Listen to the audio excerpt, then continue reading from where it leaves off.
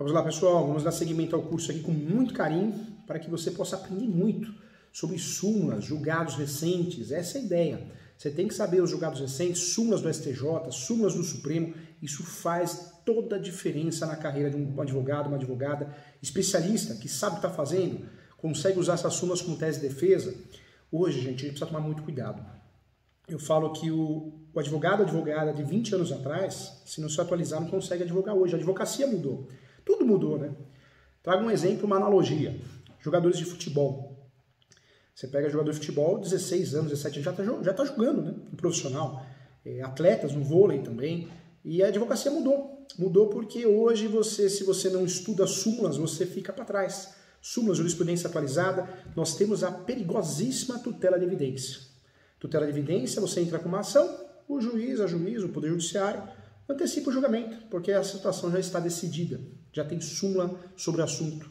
Ou IDR, incidências e demandas repetidas, ou repetidas, né, ou súmula vinculante. Pronto, você perdeu a ação, nem a citação teve. Olha o risco, olha o problema. Então, cuidado, tá? Vamos lá, vamos estudar um pouquinho aqui sobre os julgados. Pouquinho não, pocão, né? Aprofundar é muito, né? Não tá em pouquinho, não. Vamos lá, quero trazer alguns informativos de jurisprudência do STJ, tá? Sobre o tema que nos interessa muito. Então, vamos trazer aqui o 722 do STJ, tá? Nos interessa muito. Eu quero falar com você.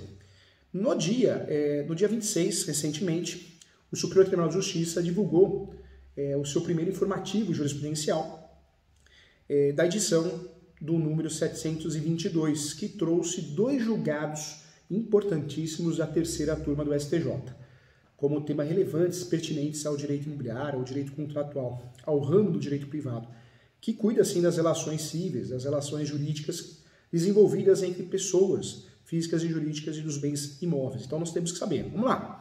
Nesses julgados, gente, o que eu quero trazer para vocês dessas novidades? Nesses julgados foram debatidas, sim, a promessa de compra e venda de imóvel em condomínio e a cobrança de juros de mora no pagamento de aluguéis vencidos. Os temas são de importância total, né? De fato, é do dia a dia de quem atua no direito civil, no direito imobiliário. Os temas são de importância, de grande importância, de conhecimento para aqueles que advogam com matéria de direito civil e direito imobiliário. Então vamos conhecer, sim, esses temas importantes, essas atualizações jurisprudenciais que acabaram de sair do forno. Então vamos lá. Eu quero trazer para você o RESP, eu peço que você preste atenção, anote.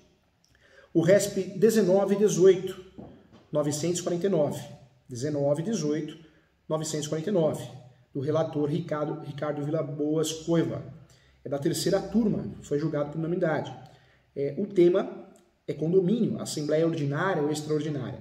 Promitente comprador, ciência da alienação, emissão na posse do imóvel. Então vamos lá. O destaque em relação à ementa, tá? Os compromissários compradores, ficou pactuado, a partir dessa jurisprudência, de forma prática, que os compromissários compradores têm legitimidade para participar, sim, das assembleias, seja ordinária ou extraordinária, desde que tenha havido a emissão na posse da unidade imobiliária e a cientificação do condomínio acerca da transição. Então, está pacificado esse assunto, hein? Os compromissários, de fato, compradores, têm legitimidade para participar das assembleias ordinária e extraordinária, desde que tenha havido a emissão na posse de unidade imobiliária e também a cientificação do condomínio acerca da transação. Então, julgado interessante, julgado recente, que merece uma atenção especial. Mais um julgado que eu trago para você, muito importante também, é o RESP 1929-806. Então, anota aí, 1929-806. Esse julgado também nos interessa muito, também da terceira turma. O tema é ação renovatória de locação e também trata de diferença dos aluguéis vencidos, termo inicial dos juros de mora e o prazo fixado na sentença transitada de julgado e também intimação para o cumprimento de sentença. O destaque dessa ementa, desse acórdão, o termo inicial dos juros de mora relativo às diferenças dos aluguéis vencidos será a data para pagamento fixada na própria sentença transitada de julgado. Então atenção aqui, ó, que novidade importante. O termo inicial dos juros de mora relativo às diferenças dos aluguéis vencidos será a data para o pagamento fixado na própria sentença transitada e julgada, ou seja, a mora ex re, ou a data da intimação do devedor. Isso também é previsto no Código de Processo Civil 2015, no 523, para pagamento da fase de cumprimento de sentença. Então também um julgado importante, também um julgado que nos interessa, também algo novo, né, que merece uma atenção especial também. Então, trago para você com muito carinho aqui. Então, tudo que surge de novo, a gente precisa estar atualizado. A ideia é essa, né? Então, precisamos sim estar atualizados para poder ajudar nossos clientes de forma relevante. Então, isso faz toda a diferença. Vamos lá, tem mais informações. Outra informação relevante, recente, que modificou também o direito contratual, o direito imobiliário. Recentemente, o setor imobiliário continuou com novas e impactantes regras, seja no âmbito legislativo, seja na seara processual, não obstante, né, manifestações anteriores sobre o tema, inclusive manifestações contrárias também. Né? É importante trazer a Lei 14.382, 2022, 14.382, 2022, que foi responsável por trazer grandes alterações na legislação registral imobiliária.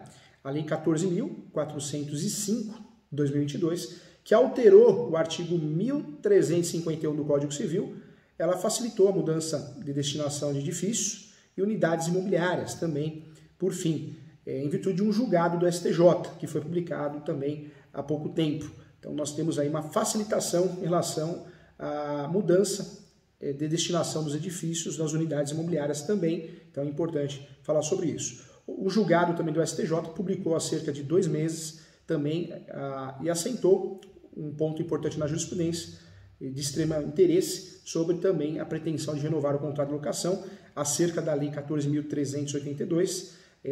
A finalidade é modernizar e desburocratizar também, facilitar a regularização de imóveis no Brasil. Então, eu trago para você as novidades dessa lei e eu fiz uma separação bem legal, bem didática. Ó, essa lei, então, de fato, ela trouxe o quê? A criação do SERP. Então, é uma grande novidade. Não dá para o advogado, advogada, corretor, corretora, quem trabalha com direito imobiliário, não ter essa informação. Foi criado o SERP, né, o SERP. O que é o SERP? É o Sistema Eletrônico de Registros Públicos. O SERP ele será responsável por conectar todas as bases de dados dos cartórios em âmbito nacional. Então é um avanço gigantesco. Viabilizar também o registro e o intercâmbio de informações, dentre outras funções. O cronograma de implementação não poderá ultrapassar a 31 de janeiro, né? Então tem que ocorrer.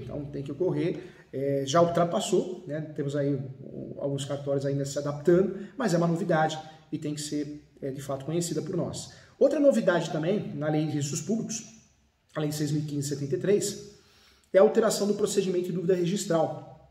Com a nova lei, o registrador de imóveis deve emitir nota de exigência e registro da matrícula no prazo de 10 dias úteis, ao invés de 30 dias corridos, reduzindo também quase pela metade o tempo para a obtenção de uma resposta, prazos mais curtos, inclusive a expectativa de maior celeridade na solução das demandas.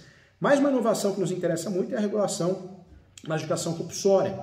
Foi a inclusão do artigo 216b, pertinente aos cartórios, registro de imóveis, que podem agora registrar a adjudicação compulsória de forma extrajudicial. Lembrando que a lei não fala da obrigatoriedade de escritura pública, mas muitas normas da corregedoria estaduais vêm obrigando, então trazemos um consenso aqui que será obrigatório mesmo que não apareça nesse momento, logo mais teremos sim alguma regulamentação, assim como aconteceu com o uso campeão, o provimento 65, mas fato que precisamos da escritura pública também para fazer a adjudicação compulsória extrajudicial. Mais uma inovação também foi a impossibilidade de abertura de matrícula, oriunda de transcrição, quando não presentes todos os requisitos para tanto.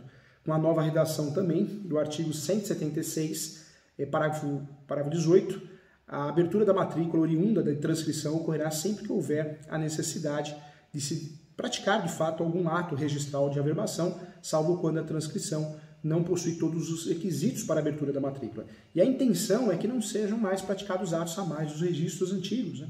Isso é importante. Os documentos mais firmes, em sua essência, a expectativa é dar maior segurança jurídica, sim. Então, também é algo que teríamos que comentar aqui em relação à novidade.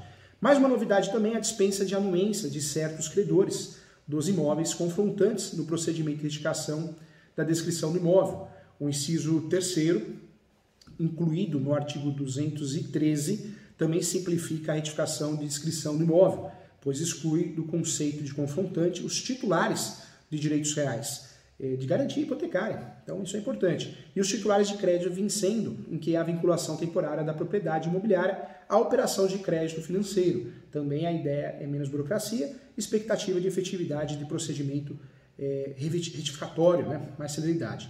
Outra mudança pertinente que nos interessa muito é a possibilidade também de o registrador afastar as impugnações injustificadas no procedimento de uso campeão extrajudicial. A alteração trazida no parágrafo 10º do artigo 216A trouxe sim, aperfeiçoou o procedimento de uso campeão extrajudicial ao permitir que o registrador identifique impugnações injustificadas e não as admita no procedimento. Então, você pode ter uma impugnação, faz uma impugnação no uso campeão extrajudicial e ela de certa forma, não vai causar nenhum efeito.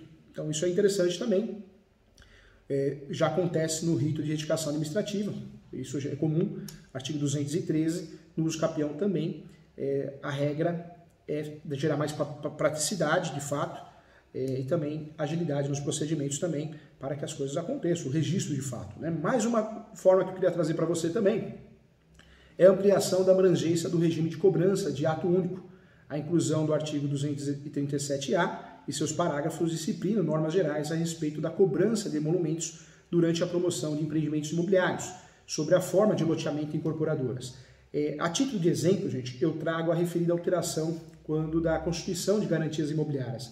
Aí acho que é legal falar da hipoteca ou alienação fiduciária, né? Que envolve todas as unidades autônomas de uma determinada incorporação imobiliária. Havendo a cobrança de emolumentos relativos tão somente ao registro na matrícula-mãe, sendo também os demais atos praticados nas matrículas filhas, né, como nós chamamos, sem cobrança adicional. Então, é a redução de custos, esse é o objetivo, e maior facilidade aos usuários também, especialmente aos empreendedores. Né? Então, de fato, também mais uma novidade. Vamos lá, mais uma novidade importante que eu quero trazer para você é a previsão expressa de abertura de matrícula durante a fase de incorporação imobiliária. Com a inclusão também do artigo 237A, resta superada a discussão quanto à possibilidade de abertura da matrícula na fase de incorporação imobiliária. Então, trata-se de importante instrumento, previsão para uniformizar o procedimento registral, já que alguns estados, e aí eu trago o exemplo de São Paulo, né? São Paulo acho que é um exemplo, as normas de serviço da Corregedoria Geral de Justiça, lá no item 221, não permitiam que a abertura ocorresse enquanto não fosse promovida a averbação da construção do empreendimento. Então, também a ideia é gerar mais facilidade ao usuário e também procedimentos uniformes. Eu acho que o cartório precisa muito disso, né? Um estado faz de um jeito, o estado faz de outro. Então, isso, claro que tem o princípio da autonomia do cartório. O cartório é delegação do Tribunal de Justiça, é o judiciário atuando também, de certa forma, por delegação, mas a gente precisa de uma padronização para melhorar o atendimento. Não só nos cartórios, mas no judiciário também, né? Então, acho interessante isso também. Mais uma novidade importante que eu queria dividir com você é o procedimento extrajudicial de cancelamento do compromisso de compra e venda por falta de pagamento no registro de imóveis. Também foi incluído o artigo 251A, responsável pela ampliação da eu quero desjudicializar, né? Desjudicializar o cancelamento do cancelamento de compromisso de compra e venda por falta de pagamento. Então a ideia é essa, já a previsão para o cancelamento extrajudicial dos compromissos no âmbito de loteamento. Isso aparece, aparece ainda, né? É no artigo 37. Artigo 37 da Lei 6.666 de 1979. Agora o procedimento será aplicável também a todos os compromissos de compra e venda. E a ideia é maiores soluções no âmbito administrativo, também presteza e segurança nos negócios jurídicos firmados. É interessante também, mais uma inovação. Mais um motivo que eu quero trazer para você, mais uma atualização. Novidades da Lei da Incorporação Imobiliária. A Lei 4.591, Lei de Incorporação Imobiliária, 4.591 de 64, nós também tivemos aí a simplificação das exigências para a averbação da extinção da afetação das unidades. Isso é interessante. Por que essa simplificação? A simplificação das exigências para a averbação da extinção da afetação das unidades não negociáveis, isso facilita muito, né? E essa é a ideia. Foi isso que aconteceu, essa alteração na lei. As mudanças contidas na lei alteraram, sim, o artigo 31E da Lei de Incorporação Imobiliária, passando, sim, a prever que com a quitação integral, preste atenção, com a quitação integral dos compromissos em relação ao agente financiador do empreendimento e com a averbação de construção, ou seja, a afetação das unidades não negociáveis, será cancelada mediante a averbação sem conteúdo financeiro do respectivo termo de quitação na matrícula matriz do empreendimento ou nas respectivas matrículas das unidades imobiliárias eventualmente abertas. Então também mudança interessante, sai do forno, né? Mas gera maior praticidade sim, sem afetar a segurança jurídica, eu também acho interessante. Vamos lá, mais uma mudança que merece atenção, que é de fato a exclusão da obrigação do incorporador de encaminhar de forma trimestral, né, ou trimestralmente, informações aos adquirentes das incorporações a prazo e preço certo. A lei alterou isso, hein? Então atenção, hein? Você que trabalha muito com corporação, a lei alterou o artigo 43 da Lei 4.591 de 64, com a mudança do dispositivo, a obrigação do envio de informações à comissão de representantes persiste então somente no que tange ao envio demonstrativo do estado da obra e da sua correspondência com o prazo pactuado para entrega do conjunto habitacional, ou seja, do conjunto imobiliário, né? Então, fique atento.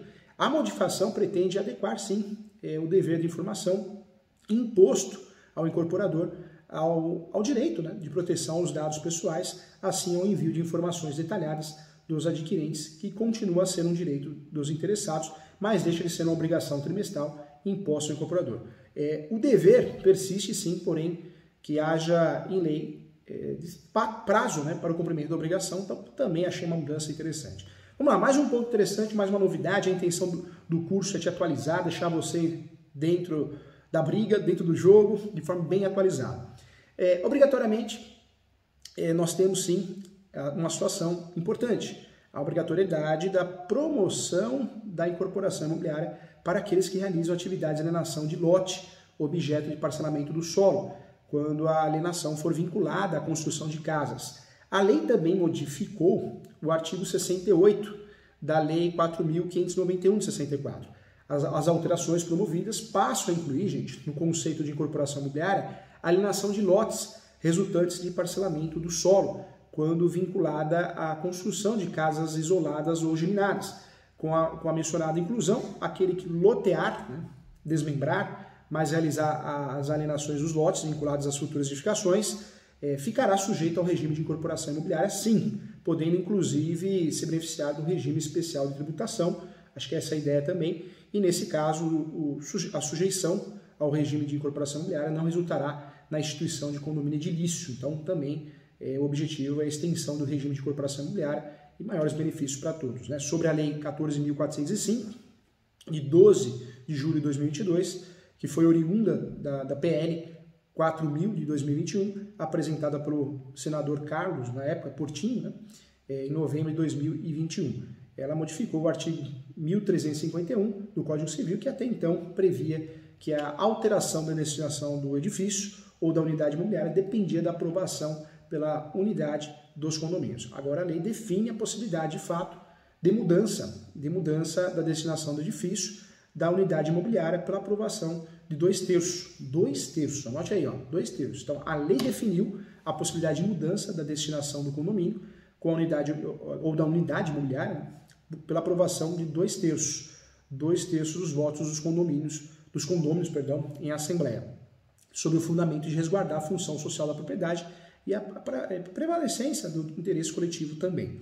Outro ponto também vale destacar que é a relevância da lei para o mercado imobiliário, uma vez que o setor experimentou forte oscilação nos últimos anos, né? Então relacionada a diversos fatores econômicos, geográficos. Então a ideia é essa, abrir e ajudar o mercado imobiliário. Então um avanço importante. A Lei 14.505 trouxe grandes alterações significativas de fato, né? Bem significativas de fato, no mercado imobiliário. Isso porque os tribunais até o momento se posicionavam em sua maioria no sentido que o quórum para alteração da destinação do condomínio ou da unidade imobiliária deveria seguir disciplinado pelo Código Civil, ou seja, por unanimidade, mas isso mudou. Então, mudança importante que nos interessa muito. Então, veja, quantas mudanças importantes que nos interessam aqui, né? Então, importante. Vamos lá, falamos da súmula aqui então, vamos falar, repetindo aqui, tá? Vamos lá, atenção, ó.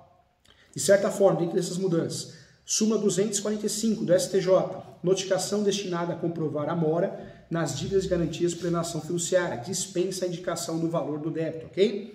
Vamos lá, mais um assunto importante, então, voltando, hein? Súmula 298 do STJ, o alongamento de dívida originada de crédito rural não constitui faculdade de instituição financeira, mas de direito do devedor nos termos da lei. Mais uma súmula que nos interessa do STF, agora do STF, mudou, hein? essa súmula é muito interessante para nós, prescreve a execução no prazo de prescrição da ação. Está estipulado, está resolvido isso. Súmula 150 do STF. Mais uma súmula do STF, 159, hein? A cobrança excessiva, mas de boa fé, não há lugar às sanções do 1531 do Código. Então, essa súmula, o entendimento prevalece, hein? Apesar de ser uma súmula do antigo Código, ela prevalece o entendimento sim. Em relação aos contratos, o que nos interessa aqui? A súmula 293, a cobrança antecipada do valor residual garantido, VRG, não descaracteriza o contrato de arrendamento mercantil. Também está pacificado no Superior Tribunal de Justiça. Mais uma súmula do Superior Tribunal de Justiça, hein? Note aí, 369. No contrato de arrendamento mercantil, leasing, ainda que haja cláusula resolutiva expressa, é necessária a notificação prévia do arrendatário para construir o imóvel. Então tem que notificar. Súmula do 369 do STJ, hein? Súmula 28 do STJ. O contrato de alienação fiduciária em garantia pode ter por objeto bem que já integrava o patrimônio do devedor. Eu já tinha falado aqui, inclusive o financiamento imobiliário, hoje eu posso financiar um imóvel dando um imóvel que eu já tenho em garantia. Então, essa súmula vem pactuar bem isso.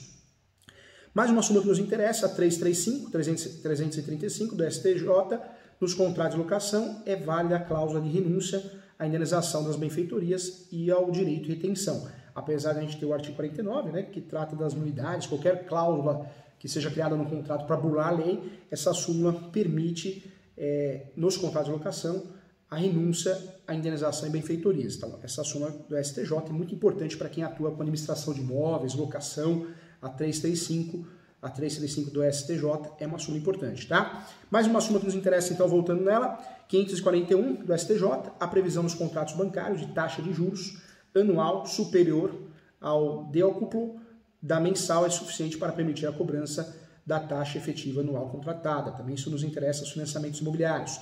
Mais uma súmula que nos interessa muito é a 539 do STJ, permitida a capitalização de juros com periodicidade inferior à anual em contratos celebrados com instituições integrantes do sistema financeiro nacional. Isso a partir do dia 31/3/2000. Já faz um tempinho, mas essa súmula, o entendimento permanece. A súmula 379 do STJ, nos contratos bancários não redigidos por legislação específica, os juros moratórios poderão ser fixados em até 1% ao mês. Também está pacificado isso. Súmula 402 do STJ. O contrato de seguro por danos pessoais compreende danos morais sim, salvo cláusula expressa de exclusão, ok? Essa súmula tem a ver com contrato de seguro. Então, 402 do STJ. Mais uma súmula importante, a 465 do STJ, hein? Ressalvada a hipótese de efetivo agravamento do risco, a seguradora não se extingue ao dever de indenizar em razão da transferência do veículo sem a sua prévia comunicação. Então, essa súmula é importante para quem atua com contrato seguro, súmula 465 do STJ. Mais uma súmula que nos interessa muito, a 537. Em ação de reparação de danos, a seguradora denunciada, se aceitar a denunciação ou contestar o pedido do autor, pode ser condenada direta e solidariamente junto com a seguradora ao pagamento de indenização devida à vítima nos limites contratados na pólice. Então, essa súmula também trata muito bem de uma relação de seguros, contrato de seguro, 537 do STJ. Outra súmula que eu queria falar com você também, que é a respeito de seguro também, mas nos interessa muito, é a súmula 529 do STJ. No seguro de responsabilidade civil facultativo, não cabe ajuizamento de ação pelo terceiro prejudicado direta e exclusivamente em face da seguradora do apontamento causador do dano. Então, também é importante. Mais uma súmula que nos interessa, a 210 do STJ. O suicídio não é coberto nos 2 primeiros anos da vigência do contrato de seguro de vida, ressalvado o direito do beneficiário à devolução do montante da reserva técnica formada. Então, já está pacificado esse assunto, súmula 610 também. 616 do STJ também, súmula também nos interessa muito, a indenização securitária é devida quando ausente a comunicação prévia do segurado acerca do atraso em pagamento do prêmio, por constituir requisito essencial para a suspensão ou resolução do contrato de seguro. A súmula 620, a embriaguez do segurado não exime a seguradora do pagamento da indenização prévia em contrato de seguro de vida, também nos interessa muito. Tá? Então, súmulas importantes. Mais uma súmula que eu quero tratar com você, que é a 632 STJ também, não poderia passar essa, hein? Nos contratos seguros regidos pelo Código Civil, a correção monetária sobre a indenização securitária incide a partir da contratação até o efetivo pagamento. Também já está pacificado isso. Então, legal. Muitas súmulas nós estudamos aqui, súmulas que nos interessam muito, para que você possa ficar atualizado, tá? Outras súmulas que eu quero trazer para você, que também eu separei aqui em relação ao que pode aparecer dentro dos contextos contratuais, eu quero trazer para você também a súmula 322 do STJ também, que para repetição do indébito nos contratos de abertura de crédito em conta corrente não se exige a prova do erro. Então também acho que ficou pacificado, um caso recente aqui no escritório também, nós conseguimos ganhar com base nessa súmula. Mais uma situação importante, a súmula 332 do STJ, a fiança prestada sem autorização de um dos cônjuges, essa interessa é fiança, hein? Atenção, você quer saber tudo sobre fiança, tem que saber dessa súmula. Contrato, fiança, fiador. Súmula 332 do STJ, a fiança prestada sem autorização de um dos cônjuges implica a ineficácia total da garantia, ok? Então, está estipulado, hein? A fiança prestada sem autorização dos cônjuges implica a ineficácia total da garantia. Então, o advogado, a advogada que advoga para um fiador querer salvar a casa, é uma súmula importante. Claro que tem jurisprudências contrárias, muitas inclusive, mas é uma súmula, é um contexto importante. Mais uma súmula que nos interessa também é a 380 do STJ, a simples proposição da ação de revisão de contratos não inibe a caracterização da mora do autor, tá? Então não é porque eu propus a ação revisional, não estou mais devedor, tem que pagar. Por isso eu falo que quem orienta, professor Júlio, eu orientei meu cliente, vou fazer uma revisional, não precisa mais pagar o financiamento imobiliário não. Paga os honorários, mas não paga o banco, não faça isso. Tem que pagar sempre, paga em juízo na dúvida, mas tem que pagar. Orientação errada, equivocada, hein? Súmula 538 do STJ nos interessa muito também. As administradoras de consórcio têm liberdade para estabelecer a respectiva taxa de administração, ainda que fixada em percentual superior a 10%. Então, as administradoras de consórcio têm sim a liberdade para estipular a taxa de administração. Não é abusivo. Mais uma súmula que nos interessa dentro do contexto da nossa atuação, também peço que você anote, é a 549 do STJ. É válida a penhora de bem de família pertencente a fiador de contrato de locação. Então, fiador, não adianta querer alegar bem de família, advogado, hein? Você que está defendendo o fiador e alega bem de família, uma tese muito fraca, tem até súmula sobre o assunto. Não pertence, não adianta alegar, então não dá, não cola, tá? Então cuidado aí com sua tese de defesa, para que não seja a tese de defesa fraca. Mais uma súmula que nos interessa, a 109 da STJ, o reconhecimento do direito à indenização por falta de mercadoria transportada via marítima independe de vistoria, também está pacificado, muito bem pacificado. Ainda em relação a contratos, a súmula 145 da STJ, no transporte desinteressado, ou seja, de cortesia, o transportador só será civilmente responsável por danos causados ao transportado quando incorrer em dolo ou culpa grave. Então, importante, hein? A carona, né? Carona. A súmula 188 da STF, do Supremo, estamos falando da súmula do Supremo agora, o segurador tem direito, a ação regressiva contra o causador do dano, pelo que evidentemente pagou até o limite previsto no contrato da seguradora. Então, reingresso, hein? Tem que tomar cuidado. Artigo 151 do STF também nos interessa, hein? Prescreve em 1 ano a ação do segurador subrogado para haver indenização por extravio ou perda de carga transportada para o navio. Também está pacificado também. Ainda é uma súmula interessante sobre contratos, a gente está dando foco aqui às súmulas de contratos e de direito imobiliário. A súmula 161 do STF, né? O Supremo Tribunal Federal chegou ao consenso que o contrato de transporte é inoperante a cláusula de não indenizar. Então, não adianta, seria uma cláusula abusiva. E, por último, a súmula 187 do STF, que é a responsabilidade contratual do transportador pelo acidente com o passageiro não é ilidida por culpa de terceiro contra o qual tem ação regressiva. Então, súmulas importantes que, de fato, deixam o advogado acima do nível, né, da média, porque você consegue usar essas súmulas como uma tese da exordial, da petição inicial, mas também como tese de defesa. Então, súmulas importantes. Eu agradeço a você que acompanhou o curso com muito carinho, muito obrigado e até a próxima.